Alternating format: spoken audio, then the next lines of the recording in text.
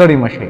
زه اسامه مقصد یم او تاسو ګورئ زموږ یوټیوب چینل ادب لار. په نننۍ ویډیو کې به موږ د ښاغلي فضل صوبان افغاني په شعري مجموعه چې انګی نومیږي په هغه کتاب خپل نظر شریکوو.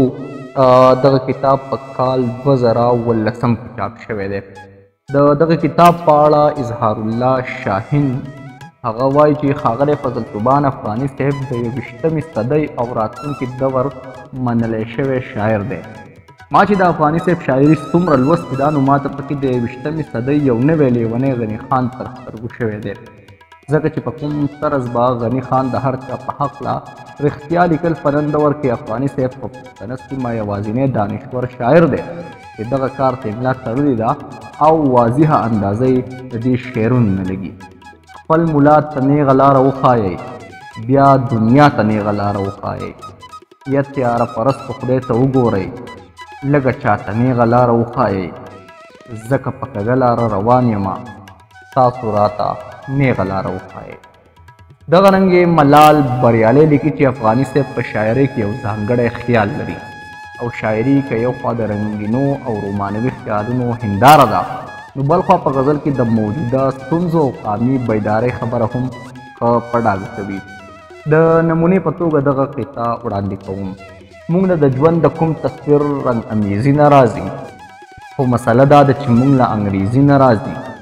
که جنګ له ځینو شهادت د خدای پیشګي قبول کا، د مزایلو د غزا نه څوک غازي نه راځي. دغه رنګې فیض احمد فیض لیکي چې په پښتنه خاوره ډېر لوی شاعران ادیبان او اتلان زیږېدلي دي او د پښتو ژبې او ادب لپاره یې ډېر څه کړي دي. که موږ په پخواني دور نظر واچو نو دغه تاریخ ډېر اوږد دی، خو په دغه پوهانو کې د شنګلې د سیمې نوموړی شاعر حافظ الپورۍ هم د ستاینې وړ دی. د دوی نه پس بیا د شنګلې خاوره په ادبي حوالې سره تر ډېره وخته شنډه پاتې شوې ده، خو د هغوی نه پس بیا داسې شاعران او لیکوالان وزېږېدل چې د سلسلې ته یې دوام ورکړو. په خاصه توګه په شعر و شاعرۍ کې د هر چا نه وړاندې دي. په افسوس چې کتاب چاپ کولو ته یې ملا ماتوي. شعرونه به ورسره هم پوره وي او معیاري به هم وي، خو بیا هم د کتاب چاپ کولو نه ځان رسو کوي. به هر حال د فضل صوبان افغاني خپل کتاب د چاپ کولو دپاره وړاندې کول د شنګلې د زلمو دپاره ډېره لویه حوصله ده. افغاني صاحب د شاعرۍ په باریکۍ باندې پوهه دی. شاعري زیاتره د پښتو ژبې او پښتون قام سرلوړۍ او پښتون قام ته د پېښو شخړو ختمولو، سوکالۍ او یووالي لپاره کړې ده. الله دې وکړي چې د افغاني صاحب دا ګټوره او سودمنه ټولګه د پښتون قام او پښتو ادب لپاره د هغوی د خیالاتو مطابق وګرځي. په آخره کې د افغاني صاحب یو شعر تاسو سره شریکوم چې زما ډېر خوښ دی. صندوق د انقلاب له کوه قافه، حجرې ته به راځمه د بدلون په اوږو سو. دغه رنګې انصار الله انصار لیکي چې د افغاني صاحب شخصیت او شاعري دواړه د یو بل نه ښایسته دي. لاره یې ځانګړې ده او فکر یې حیرانونکی دی. الفاظ یې داسې دي چې د سړي د خولې نه ورته په لاشعوري توګه څه نه څه خامخا وځي. د ژوند سره تړلې هره المیه او تربیه باندې ډېر ژور نظر لري. لکه چې وایي د درد د چغې د اظهار دپاره ذوق پکار دی، منګي له سر وهه د خولې نه یې نغمه راوځي. یا دا چې دا خلک دی دا ټول چې په دې یو سړي پسې دی که نه چېرته کنډک دی په شپونکي پسې روان دی.